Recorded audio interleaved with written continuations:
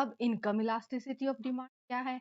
जैसे कि हमने प्राइस में देखा था, प्राइस इलास्टिसिटी ऑफ डिमांड आपका क्या होता था कि प्राइस आपकी क्वांटिटी डिमांड चेंज आ रहा है प्राइस के कारण, और वो क्वांटिटी की टर्म में जो मेजर करना होता है ना, वो बताता है कि इलास्टिसिटी ऑफ डिमांड की इतनी क्वांटिटेटिव चेंज आया है आपका क्वांटिटी डिमांड में, क्योंकि प्राइस चेंज हुआ था। ये हुआ था आपका price elasticity of demand. Same इसी तरह से जब हमने इनकम इलास्टिसिटी ऑफ डिमांड करना है, इनकम इलास्टिसिटी ऑफ डिमांड क्या हो जाएगा कि आपकी क्वांटिटी डिमांड में कितना चेंज आया है, किसके कारण? आपकी इनकम के कारण। की कंज्यूमर की जो क्वांटिटी डिमांड में जो चेंज आना, उसकी इनकम के कारण वो हो जाएगा आपका इनकम इलास्टिसिटी ऑफ डिमांड। सबसे पहले तो वही है कि हम इसकी डेफिनेशन देखेंगे कि it refers to a percentage change in demand with respect to percentage change in. वही बात है कि रेशो होगा कि percentage change in demand over percentage change in income. वही तो हमने बताया कि ये वही बताता है कि आपकी डिमांड में कितना चेंज आएगा, किसके कारण? आपकी इनकम में चेंज होने के कारण।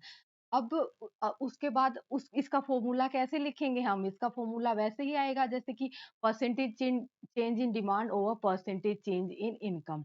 कि ये फ़ॉर्मूला होता था, पर जब प्राइस होता था तब हम प्राइस लिख देते थे, और जब इनकम होता है तब हम इनकम लिख देते हैं। और इसके केस में सबसे इम्पोर्टेंट बात क्या है कि इन केस में यहाँ पे नेगेटिव साइन नहीं लगता। जैसे प्राइस वाले केस में हमने फ़ॉर्मूले के आगे सारी बार जैसे माइनस का जो साइन लगाया था ना, वो यहाँ नहीं लगेगा। क्यों नहीं लगेगा? क्योंकि होती है वो डिमांड के साथ पॉजिटिवली रिएक्ट करती है कि इनकम जैसे बढ़ती है तो आप डिमांड बढ़ा देते हैं, कम होती है तो डिमांड कम कर देते हैं। मतलब कि वो एक ही डायरेक्शन में मूव करती है। ऐसा नहीं है कि जैसे प्राइस के साथ आपकी जो डिमांड होती थी नेगेटिवली रिएक्ट करती थी, यानी कि अगर आपका प्राइस चेंज इंक्रीज हो जाता था ना, तो आप डिमांड करते थे कम, और प्राइस अगर हो जाता है कम, यानी महंगी होती तब लेते थे हम कम, और अब जब जब चीज सस्ती होती थी वो लेते थे हम ज्यादा। वो तो था प्राइस का और डिमांड का रिलेशनशिप। तब जब आपका प्राइस इलास्टिसिटी ऑफ डिमांड में हर जगह नेगेटिव साइन आता था फॉर्मूले में। और जब इनकम वाले में नहीं आएगा, क्योंकि इनकम का तो आपके डिमांड के साथ पॉजिटिव रिलेशन किया। अगर आपकी इनकम है कम तो आप डिमांड करेंगे कम, आप इनकम आपकी ज्यादा है तो आप डिमांड करेंगे ज्यादा। उसके बाद हम ये वो जो फॉर्मूला हमने प्राइस इलास्टिसिटी ऑफ डिमांड में जो फॉर्मूला निकाला था कि change in Q by change in P over change in Q over change in P into P by Q, वो जो फॉर्मूला बना था, उसी तरह से इनकम इलास्टिसिटी ऑफ डिमांड का भी फॉर्मूला बनेगा कि इस फॉर्मूले से हम एक फॉर्मूले पे पहुंच जाएंगे, और इनकम इलास्टिसिटी ऑफ डिमांड सिर्फ इसी फॉर्मूले से जैसे मेजर करी जाएगी। तो सबसे पहले तो जैसे कि हमारा यही है कि percentage change in demand over percentage change in income, तो कि यही है बात है कि जो हमने इसकी डेफिनेशन में भी पढ़ी, मतलब से भी यही समझी कि आपकी इनकम के कारण आपकी डिमांड में कितना चेंज आया है, वही इसको मेजर करती है। तो वो हो गया आपका इनकम इलास्टिसिटी ऑफ डिमांड। अब जब हमने इसको सिंप्लीफाई करेंगे, जैसे परसेंटेज चेंज इन डिमांड क्या होता है कि change in demand over initial demand into 100, और नीचे क्या आएगा कि परसेंटेज इन इनकम को कैसे सिंप्लीफाई करेंगे कि change in income over initial income into 100। Initial income कैसे कैसे कि इनकम में कुछ चेंज आए हैं ना, जैसे कि अब मेरी जैसे जितनी इनकम है, और सपोज मेरी इनकम इंक्रीज होगी, कि उस नेक्स्ट वाले स्टेप में जब मेरी इनकम इंक्रीज होगी, तो इनिशियल कौन सा पॉइंट रहेगा कि अब जो मेरी इतनी है, और 1 महीने बाद जैसे अगर मेरी इंक्रीज हुई है, तो तब वो कितनी है, उसका जो चेंज आया। तो वो change in income over initial की वो पुराने टाइम वाली कितनी थी जब डिमांड इनिशियल थी उस टाइम पे। तो चेंज इन इनकम क्या होता है? क्यू वन माइनस क्यू, और इनिशियल क्या होता है आपका? क्यू होता है, क्यू वन माइनस क्यू, कि वही है ना कि अब इस पॉइंट पे हम कितना डिमांड कर रहे हैं, और जब हमारी इनकम में चेंज हो गया, जैसे कि सपोज इंक्रीज हुई है या डिक्रीज हुई है, उसी हिसाब से हम डिमांड भी इंक्रीज और डिक्रीज करा देंगे कि तो फाइनल जो बनेगी कि Q one minus Q over Q into 100, और नीचे हो जाएगा आपका चेंज इन इनकम वाले में कि Y one minus Y over Y into 100। Y one की नई जो इनकम है माइनस वाई जो इनिशियल वाली जो इनकम थी divide by Y. Same Q one minus Q को क्या लिख सकते हैं? आप लिख देंगे कि change in Q, and Q as it is आ जाएगा, और वाई वन माइनस वाई को लिख देंगे आप चेंज इन वाई। वाई से हम यहाँ पे इनकम डिनोट कर रहे हैं, और डिवाइड बाय वाई इंटू 100, और 100 से 100 कैंसिल आउट, और इस फॉर्मूले इसको अच्छे से जब लिखेंगे तो ये बनेगा आपका change in Q by change in Y into Y by Q. मतलब कि जो प्राइस वाला फॉर्मूला था ना, वो तो आपको याद ही है। वहां पे प्राइस की जगह आपने इनकम करना है कि पी की जगह वाई करना है। वहां प्राइस को तो पी से डिनोट करते थे, इनकम को आप वाई से डिनोट करेंगे तो वाई आ जाएगा, और उसमें वहां माइनस लगता था, यहाँ पे माइनस भी। अब जैसे कि हमें पता है कि इनकम कैसे डिमांड के साथ रिएक्ट करेगी। जैसे कि आपकी इनकम ज़्यादा हो जाती है, तो आप डिमांड ज़्यादा कर देते हैं। इनकम कम हो जाती है, आप डिमांड कम कर देते हैं। और कुछ एक जैसे कि वो किस पे डिपेंड करता है, वो डिपेंड करता है कि वो चीज़ें किस टाइप की है, जो कि जब हम डिमांड के जो डिटरमिनेंट पढ़ रहे थे, जो अफ़ेक्ट करते हैं आपकी डिमांड को, जब उस टाइम पे हमने करा था इनकम के बारे में कि इनकम के केस में जो गुड्स होती हैं वो किस टाइप की होती है, जैसे कि सब आपकी नॉर्मल गुड्स है, इंफीरियर इंफीरियर गुड्स है, या फिर नेसेसिटी वाली गुड है कि किस टाइप की गुड है, उसके हिसाब से तो इनकम का फ़र्क पड़ेगा ना। जैसे कि उसी उन्हीं के बेसिस पे कुछ एक डिग्रियाँ बनती हैं इनकी, कि इनकम इलास्टिसिटी ऑफ डिमांड की, कि क्योंकि आपकी गुड्स नॉर्मल है, इंफीरियर है या फिर नेसेसिटी वाली है, क्योंकि वो 3 ही चीज़ें हैं, उन्हीं के बेस पे 3 जो डिग्रियाँ बनेगी इनकम इलास्टिसिटी ऑफ डिमांड को मेज़र करने की। वो क्या होंगी? क्या positive income elasticity of demand है, negative income elasticity of demand है, या ज़ीरो है? अब इनका एक-एक का डिटेल में देखें। पॉजिटिव का मतलब क्या है? पॉजिटिव का मतलब होता है कि आपकी इनकम बढ़ी तो डिमांड बढ़ी, इनकम घटी तो डिमांड घटी। ऐसा होता है आपका नॉर्मल गुड्स के केस में, जो नॉर्मली जो गुड्स आप लेते हैं उनके केस में, कि अगर आपकी इनकम होगी ज़्यादा तो आप ज़्यादा चीज़ें ले सकते हैं, अगर आपकी इनकम कम है तो आप ज़्यादा कम चीज़ें ले सकते हो। ऑब्वियस सी बात है, वो पॉजिटिव हो जाएगा। और जो पॉजिटिव वाला केस होता है ना, उस केस में आपकी जो इलास्टिसिटी ऑफ डिमांड है वो होगी, या तो वो हो सकती है आपकी लेस देन 1, या हो सकती है वो इक्वल 1, या हो सकती है वो ग्रेटर देन। यानी कि लेस देन 1 क्या, कि लेस इलास्टिक, या फिर लेस देन 1 को इनइलास्टिक भी कह लिया जाता है, कि लेस इलास्टिक या इनइलास्टिक, इक्वल टू 1 को यूनिटरी, और ग्रेटर 1 को मोर इलास्टिक या फिर इलास्टिक कह लिया जाता है। तो इस तरह से अब हम देखेंगे इन तीनों का, इन तीनों को हम करेंगे कि लेस 1 है, इक्वल टू 1 है, या फिर ग्रेटर देन 1 है। ये आपका positive income elasticity of demand के केस में। तो ये तीनों डिस्कस कर लेंगे, उसके बाद नेगेटिव वाला करेंगे, और फिर ज़ीरो किसके केस में होगा। मतलब नेगेटिव भी हो सकती है, अगर गुड्स गुड्स के टाइप के पे डिपेंड है, क्योंकि पॉजिटिव तो होती है नॉर्मल गुड्स के केस में, क्योंकि यहाँ पे जो नॉर्मल गुड्स के केस में हम ऐसे ही करते हैं कि आपकी इनकम कम है तो क्योंकि डिमांड है ज़्यादा, और ज़्यादा है अगर इनकम ये आपकी लेस देन 1, इक्वल टू 1 और ग्रेटर देन 1। सबसे पहले अब यही सारे की चीज़ें देख लेते हैं। यहाँ पे सबसे पहले तो आप positive income elasticity of demand का वो बताया है कि ये क्या होता है। ये क्या होता है कि आपकी इनकम इंक्रीज़ करी है तो आपकी डिमांड भी इंक्रीज़ कर जाए। मतलब कि इनकम बढ़ी, आपने डिमांड ज़्यादा कर दी। इस सेम फ़ॉर्मूला कि यहाँ पे आपका वर्टिकल पे इनकम है, क्वांटिटी डिमांड आपका हॉरिज़ॉन्टल पे है, कि यहाँ पे इतनी आपकी इनकम बढ़ी है तो आपने इतनी डिमांड इंक्रीज़ करा दी, कि पॉज़िटिवली आपका जो ये बनेगा डायग्राम बनेगा। तो इस हिसाब से ये positive income elasticity of demand हो गई, और ये किसके केस में हैपेंस होता है? ये होता है आपका नॉर्मल गुड्स। नॉर्मली तो चीज़ें ऐसे ही होती हैं। उसके बाद कि वही जो मैंने अभी बताया था कि इनके केस में कैसे हो सकती है, कि लेस देन 1 हो सकती है, इक्वल टू 1 हो सकती है, ग्रेटर देन लेस देन 1 वाला क्या होता है कि लेस इलास्टिक या फिर इनइलास्टिक, इक्वल टू 1 वाला यूनिटरी, और ग्रेटर देन 1 वाला की मोर इलास्टिक। औ और वही तीनों की 3 टाइप की डिमांड होगी, इसमें कि इनकम इलास्टिसिटी टाइप की होगी। अब इनको एक-एक करके पढ़ लेते हैं। सबसे पहले यूनिटरी। यूनिटरी क्या होता है कि अगर जैसे वो आपका फ़ॉर्मूला है ना, percentage change in demand over percentage change इन आपका वाई इन। ये जो फ़ॉर्मूला है ना, इस फ़ॉर्मूले में देखिए कि अगर आपका सपोज़ कि डिमांड में आपकी इनकम 50% इंक्रीज़ हो जाती है।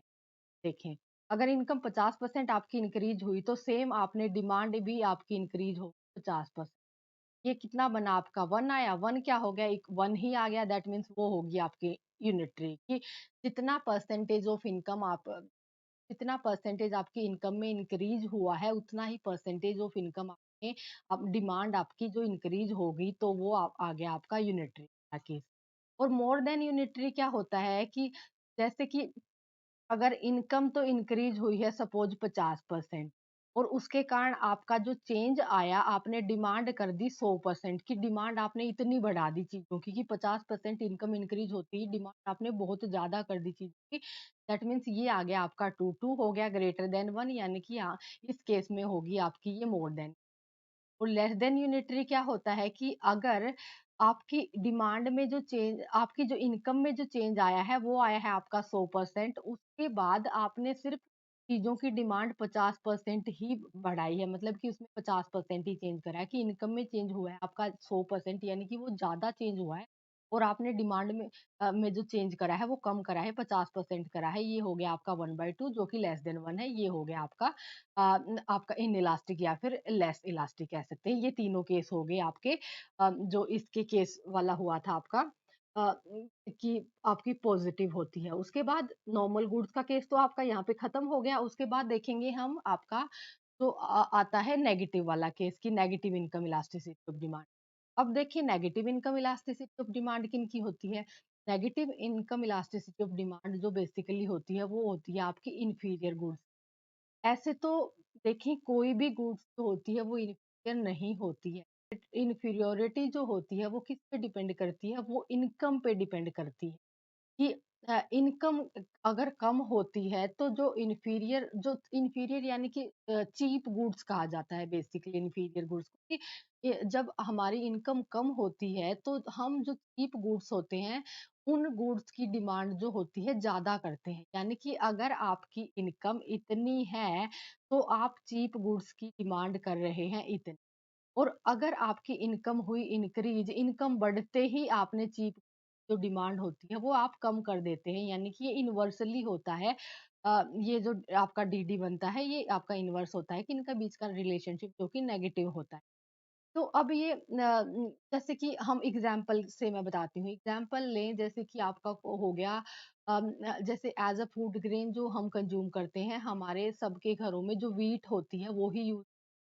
और अगर हमारी इनकम इतनी ज़्यादा कम है कि बहुत कम है, आप भी अगर अफ़ोर्ड नहीं कर पा रहे हैं तो, अगर हम व्हीट भी अफ़ोर्ड नहीं कर पा रहे हैं तो उसके बदले में क्योंकि कोई ना कोई फूड तो हमने लेनी ही होती है कि जैसे एज़ अ चपाती जो हम कंज़्यूम करेंगे, तो उसके अगर उसकी जो रिप्लेसेबल है जैसे कि उसकी जगह आप कोई वो जो बाजरा है आपका वो ले सकते हैं या फिर ज्वार है, रागी है, उनकी किसी की आप चपाती लें और वो आपके इसके कंपैरेटिवली सस्ती पड़ती हैं जैसे ये व्हीट के।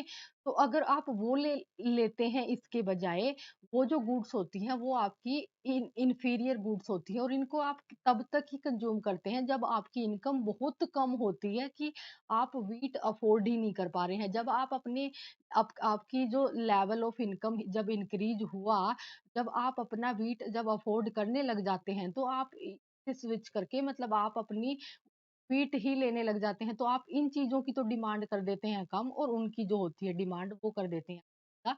तब इसमें नेगेटिव के केस में यही होता है कि ऐसी चीज़ों के लिए आपकी जो होती है इलास्टिसिटी, इनकम इलास्टिसिटी नेगेटिव होती है क्योंकि ये आपकी इनकम के कारण हुआ है कि क्योंकि आप इनकम कम होने के कारण वो चीज़ अफ़ोर्ड नहीं कर पा रहे थे।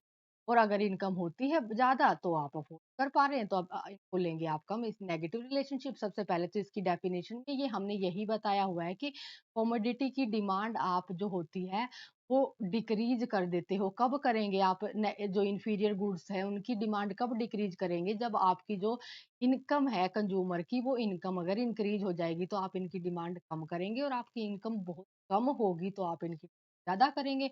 और ये किसके केस में होता है? ये आपका इंफीरियर गुड्स के केस में होता है और हमने एग्ज़ाम्पल से भी समझ लिया। इतना ही है आपका इंफीरियर मतलब नेगेटिव वाले केस में। नेगेटिव में एग्जाम्पल जैसे पॉजिटिव में एग्जाम्पल होता है कि वो नॉर्मल गुड्स के केस में चलता है और नेगेटिव के केस में होगा कि वो होता है आपका इंफीरियर गुड्स के केस में। उसके बाद आपका जो लास्ट बचा कि zero income elasticity of demand किस केस में हो कि जीरो का क्या मतलब है कि कोई चेंज ना होना डिमांड में, यानी कि डिमांड इतनी ही रहेगी, आपकी इनकम चाहे कितनी ही हो, आप लो लेवल इनकम वाले हो, हाई लेवल वाले हो, मतलब अमीर हो, गरीब हो, कोई लोग हो, आपकी डिमांड उस पर्टिकुलर चीज़ की आपने इतनी ही करनी है। और ये कि कौन-सी चीज़ों में होता है, वो आपकी जो एसेंशियल जो चीज़ें होती है, सबसे पहले तो कि ये zero income elasticity of demand किनके केस में होती है, वो एसेंशियल गुड्स के केस में। ज़ीरो का मतलब इलास्टिसिटी ऑफ डिमांड का मतलब है कि डिमांड में कोई इलास्टिसिटी नहीं है, ज़ीरो इलास्टिसिटी की डिमांड तो मूव ही नहीं हो रही है ना यहाँ पे देखें। कोई चेंज नहीं आ रहा, इनकम इनकम इतनी हो, किसी की इनकम इतने पे हो, कितने पे हो और नीचे हो, कहीं हो, आपकी डिमांड में कोई इलास्टिसिटी नहीं। और अगर हम एग्जांपल लें, जैसे कि जैसे अपने जो घरों में, जो सबके घरों में जो साल्ट जो हम कंज्यूम करते हैं, तो आपकी इनकम चाहे कितनी ही हो, साल्ट आप एक रिक्वायर्ड क्वांटिटी में ही कंज्यूम करेंगे ना। ऐसा तो नहीं है कि बहुत ज़्यादा जिन लोगों की इनकम है वो बहुत ही ज़्यादा साल्ट यूज़ करते हो। देखिए चीज़ें तो साल्ट जो चीज़ है वो एक तो ज़रूरत की चीज़ है, हम डेली बेसिस पे अपने जो चीज़ फूड जो हम कंज्यूम करते हैं उनमें उसको ऐड करते हैं, और उसके बाद हम उसको लेते भी उतना ही क्वांटिटी में है, चाहे हमारी इनकम लेवल लो है, हाई है, कोई अमीर है, कोई गरीब है, कुछ ही है जैसे, तो वो उतनी ही क्वांटिटी कंज्यूम करेगा। तो इनके केस में आपकी डिमांड जो होती है वो जैसे कि ज़ीरो है, कि कोई इलास्टिसिटी ऑफ डिमांड है ही नहीं, कि इलास्टिसिटी डिमांड की यहाँ पे ज़ीरो है। आपकी इनकम से कोई फ़र्क नहीं पड़ता, आपने ये इतनी ही लेनी है, हाई इनकम वाले हों या लो इनकम वाले हों। और क्वेश्चन इनमें से कई बार तो देखें, एक तो इनमें से आ सकता है आपका न्यूमेरिकल बेस्ड क्वेश्चन आ सकता है, कि उसके ये तो आपको वो फॉर्मूला याद होना चाहिए कि change in Q by change in Y into Y by Q income वाले में। उसके बाद ये हो सकता है कि पॉजिटिव इनकम इलास्टिसिटी ऑफ डिमांड किसके केस में होती है, कौन सी गुड्स के, वो नॉर्मल गुड्स, आपका इंफीरियर, एसेंशियल और इनका नन वाला जैसे ऑप्शन दे दे तो आपने जैसे वो राइट क्लिक करना है। उसी तरह से ऐसा हो सकता है कि इंफीरियर वाले में से क्वेश्चन आ जाए, क्योंकि इंफीरियर वाले में से नॉर्मल की बजाय इंफीरियर वाला जो केस होता है क्वेश्चन वहाँ से आ सकता है। कि इंफीरियर वाला जो केस है कि negative income elasticity of demand आपकी कहाँ होती है? Negative income elasticity of demand की क्या नॉर्मल गुड्स में होती है, इंफीरियर में होती है, एसेंशियल में होती है, या इनमें से किसी में नहीं होती? तो आपको पता होना चाहिए इंफीरियर में होती है। इस तरह से कि zero income elasticity of demand किसमें होती है, कि वो सेम तीनों की नॉर्मल गुड्स में होती है, आपका इंफीरियर में होती है, एसेंशियल में होती है, या किसी में नहीं होती। तो इस हिसाब से तो अब जो है कि क्वेश्चन किस टाइप से इस सेक्शन में से आना है वो हमने डिस्कस कर लिया, और अच्छे से हमने आपका जो इनकम इलास्टिसिटी ऑफ डिमांड वाला है वो भी हमने अच्छे से कर लिया है। और